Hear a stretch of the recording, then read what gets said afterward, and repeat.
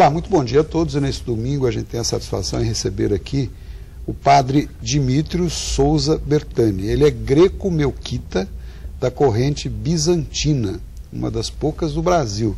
Bom dia, muito prazer em receber o senhor. A sua bênção, padre. Deus abençoe. Eu que fico muito feliz por poder estar aqui com o senhor. Muito bom, uma satisfação para a gente.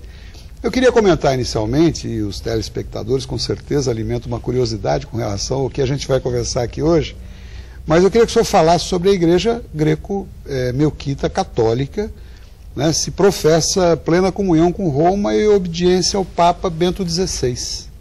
Nós somos católicos, verdadeiramente católicos. Né? Obedientes ao Papa. Obedientes ao Papa, em plena comunhão com Roma. A nossa história é bastante diferente, porque nós temos um rito próprio do Oriente. Aliás, a Igreja Católica tem muitos ritos diferentes dentro da mesma igreja. Inclusive no Ocidente nós temos outros ritos diferentes. Nós podíamos, por exemplo, ter recebido dos portugueses também o rito da sé de Braga, mas não recebemos, eles trouxeram só o latino. Mas existem correntes diferentes de teologia também, mas todos dentro da mesma e única Igreja Católica Apostólica Romana. Mas por isso ela é chamada de católica, porque ela abrange um universo de expressões da fé diferentes, mas unidos. De Pedro até hoje nós podemos dizer que, embora várias correntes, como diz o senhor, é uma só doutrina, seria? Uma só doutrina. No essencial, no fundamental, é uma só doutrina. Agora, em coisas periféricas, existem pensamentos diferentes, expressões, sobretudo, do mesmo pensamento diferentes, expressões diferentes. Eu queria comentar também consigo o seguinte: os fiéis do rito melquita, no caso, possuem um patriarca, né, que é Gregório III, aqui pelo que a gente sabe, que tem ascendência sobre todo o Oriente, de Alexandria e de Jerusalém. E Antioquia. Como ele é escolhido, padre, e qual a sua relação com o sucessor de Pedro, com o Papa? O patriarca, ele é escolhido pelo sínodo dos bispos da igreja greco-melquita. Os bispos se reúnem quando morre um patriarca e escolhe entre eles um novo patriarca.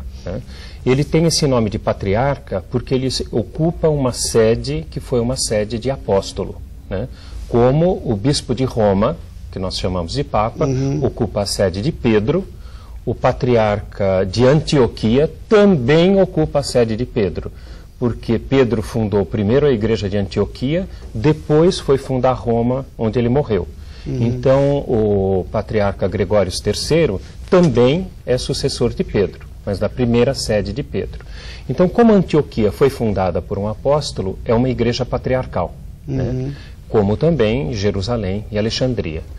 Mas ele é escolhido pelo sínodo dos bispos e imediatamente comunicado ao Papa. E o Papa é que confirma. Homologa, no caso? Exato. Não existe, não é propriamente uma consulta, que vai se perguntar ao Papa: o senhor concorda? Não. Ele deve ser a primeira pessoa a receber a notícia da nova eleição. Então, analogamente, nós podemos dizer que a escolha, no caso... No rito de vocês é como se escolhe o Papa, porque lá os bispos escolhem, tá certo? Exatamente. Os cardeais escolhem o Papa. Entre os senhores, entre nós, os bispos o sínodo escolhem... da Igreja Melquita, dos bispos da Igreja Melquita. Eu queria também comentar o seguinte: os senhores adotam o rito grego na celebração da missa, não é isso? Rezam a liturgia de São João Crisóstomo, queria saber também como os senhores comungam. E o sinal da cruz, porque... no caso, os dedos unidos no centro das mãos. São curiosidades e coisas muito interessantes que nós queremos saber. Qual, enfim, padre, a grande diferença entre o rito latino e o rito grego, no caso? Bom, eu acho que eu vou começar pelo fim. Pois não. A grande diferença, vamos dizer assim, o que marca a diferença entre o rito latino e o rito grego? Os ocidentais são, por natureza, muito objetivos, muito práticos e muito diretos. Os orientais são mais poéticos, eles são mais cheios daquilo que a gente fala em bom português, cheios de Salamaleque. Né? Que vem muitos árabes comentarem. Na verdade, a expressão é Salam Aleikum, né? A paz esteja convosco. E quando eles fazem essa saudação, muitas vezes eles tocam no coração, nos lábios e na cabeça, né? Como? Então, o senhor pode repetir? No coração, Salam Aleikum, né? Eu te dedico o meu coração, minhas palavras e meu pensamento.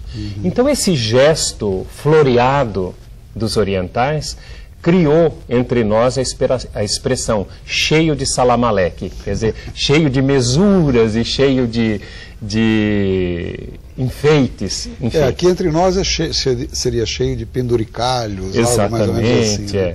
Cheio de trique-trique.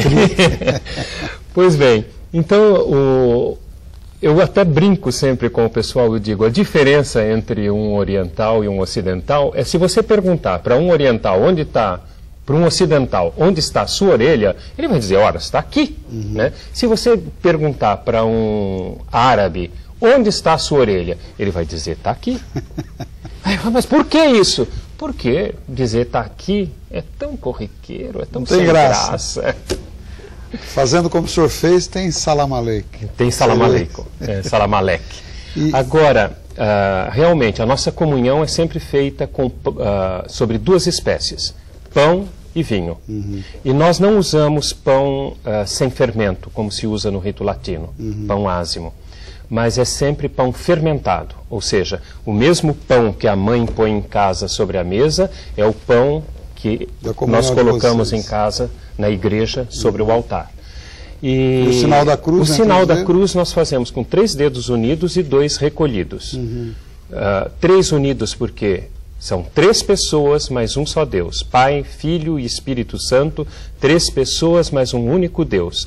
E os 2 dedos reunidos, apoiados no centro da mão, porque Deus, que é divino, né, tem natureza divina, assumiu a natureza humana no seio da Virgem Maria.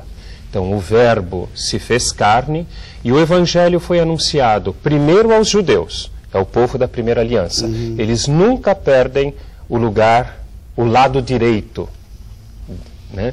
E depois aos pagãos, que seríamos nós, né? Os gentios. Completa o sinal da cruz. Completa o sinal da cruz. Bom, satisfazer o Evangelho também anunciado do Oriente, ou seja, de Jerusalém até o Ocidente. Muito bom. Eu vou pedir um minutinho de licença a todos, a gente vai para um breve intervalo e já volta, fique conosco.